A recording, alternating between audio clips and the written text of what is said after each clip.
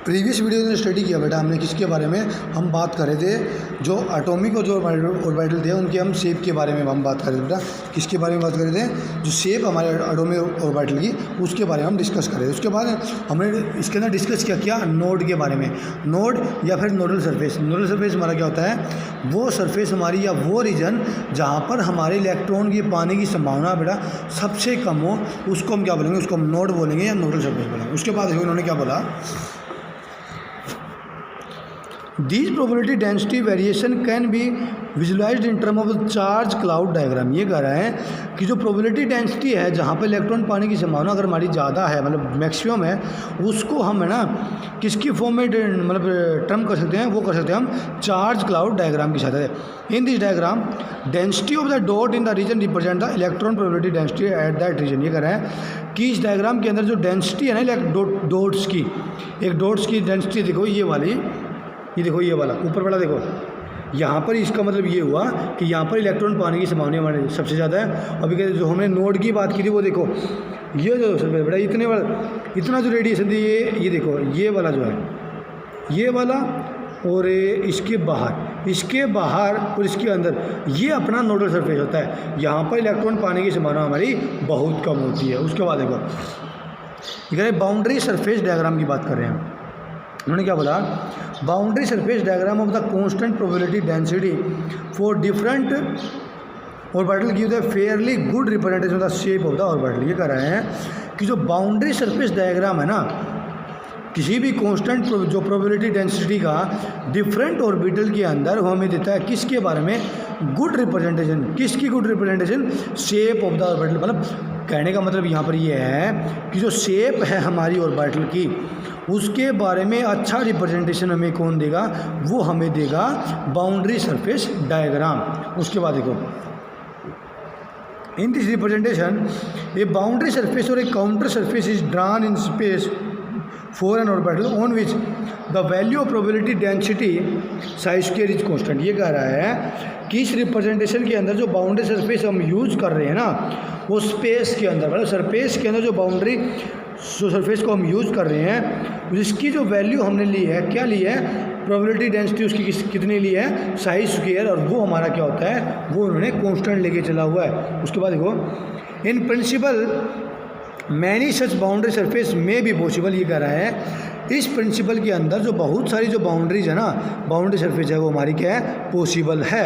However for a given orbital only the boundary surface diagram is constant probability density. ये कह रहा है ये गिवन बाउंड्री सरफेस ऑर्बिटल के अंदर है ना हमारे, वो हमारी जो प्रोबेबिलिटी डेंसिटी है वो हमारी क्या रहेगी, कांस्टेंट रहेगी। Is taken to be good representation of the shape of the orbital. ये कह रहा है कि यदि हमें किसी भी ऑर्बिटल की गुड रिप्रेजेंटेशन अगर हमें चाहिए, उसके लिए हमें क्या करना पड़ेगा, जो हमारा प्रोबेबिलिटी डेंसिटी है उसकी वैल्यू हमें कांस्टेंट बेटा लेनी पड़ेगी। क्या लेनी पड़ेगी, कांस्टेंट वैल्यू लेनी पड़ेगी। विच इनक्लोज ए रीजन और volume in which probability density electron is very high. ये कह रहा है कि वो रीजन जहाँ पर हमारी जो प्रोबेबिलिटी डेंसिटी है वो हमारी मैक्सिमम है, उसकी जो प्रोबेबिलिटी डेंसिटी है जो साई स्क्वायर अपना, उसको हम कांस्टेंट लेके चलेंगे। क्यों, क्योंकि वहाँ पर इलेक्ट्रॉन पाने की संभावना हमारे मैक्सिमम होती है, इसीलिए हम उसको कांस्टेंट लेके चलते हैं। वहाँ पर पॉसिबल बेटा ये होता है कि वहाँ पर हमारा इलेक्ट्रॉन है वो पाएगा ही पाएगा, मतलब मिलेगा ही मिलेगा। उसके बाद देखो the boundary surface diagram for one s and two s orbital are given in the 2.13। ये कह रहा है यहाँ पर बेटा वननेस और 2s का बेटा दिया गया है, मैंने आपको बता चुका हूँ। ये कह रहा है ये डॉटेड लाइन है, ये मैं किसके बारे में बताती है, ये बताती है हमें प्रोबेबिलिटी डेंसिटी किसी भी इलेक्ट्रॉन की, वो हमारा इलेक्ट्रॉन है वो कहाँ कहाँ पर हमारा मिल सकते हैं उसके बारे में बताएगा। और ये जो है अपना किसके बारे में बताएगा, ये जो सेंटर वाला बीच वाला जो रेडियस हमें दिखाया है, ये हमारा नोड है, इसके अंदर यहाँ पर न्यूक्लियस के अंदर और इसके चारों तरफ हमारे वो इलेक्ट्रॉन के पाने की संभावना हमारी क्या है, मैक्सिमम है। उसके बाद देखो वन में आज के क्वेश्चन ये कह रहा है कि हम एक क्वेश्चन पूछ सकते हैं, why do we not draw boundary surface diagram. ये कह रहा है कि हम ड्रा क्यों नहीं कर सकते, which boundary region in which probability density of electron is 100%। ये कह रहा है बेटा कि हमारे दिमाग में क्वेश्चन आ सकता है क्या, इन्होंने ऊपर बोला कि हमारी फाइंडिंग इलेक्ट्रॉन की जो है ना, इलेक्ट्रॉन जो पाने की संभावना वो 90% है। हम ये कह रहे हैं कि हम ऐसा डायग्राम क्यों ड्रा नहीं कर सकते जहाँ पर 100% इलेक्ट्रॉन पाने की संभावना वो होती हो। तो इसका आंसर देखो, answer for this question is that probability density is always some value.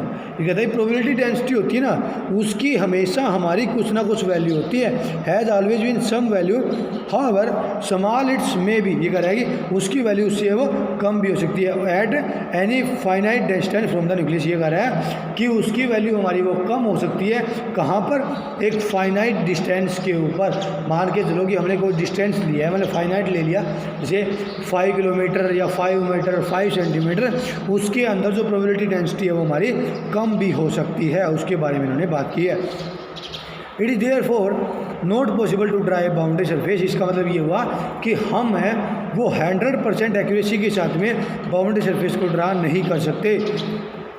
Boundary surface diagram of a rigid surface in which probability density found is the 100%। Boundary surface diagram for S orbital is actually sphere centred on the nucleus. ये कह रहे हैं कि जो boundary surface diagram है वो S orbital का, वो एक्चुअल के अंदर है ना, वो हमारा स्फीयर सेंटर्ड होता है न्यूक्लियस के ऊपर। In this dimension the sphere look like a circle. ये कह रहा है कि इस डायमेंशन के अंदर जो स्फीयर हमारा वो सर्कल की तरह में दिखाई देता है। Enclose a region in which probability finding electron is about 90%। ये कह रहा है कि जो हमारा स्फीयर है एस ऑर्बिटल का, वो हमारा सर्कल की तरह में दिखाई देता है, जहाँ पर जो स्फीयर है, जो सर्कल है, वो इनक्लोज करता है किसको, एक रीजन को, जहाँ पर प्रोबेबिलिटी डेंसिटी इलेक्ट्रॉन की पाने की वो हमारी कितनी है, वो हमारी 90% है। थैंक यू बेटा। नेक्स्ट टॉपिक हम इसको कंटिन्यू करेंगे हम नेक्स्ट वीडियो के अंदर। थैंक यू बेटा and have a nice day.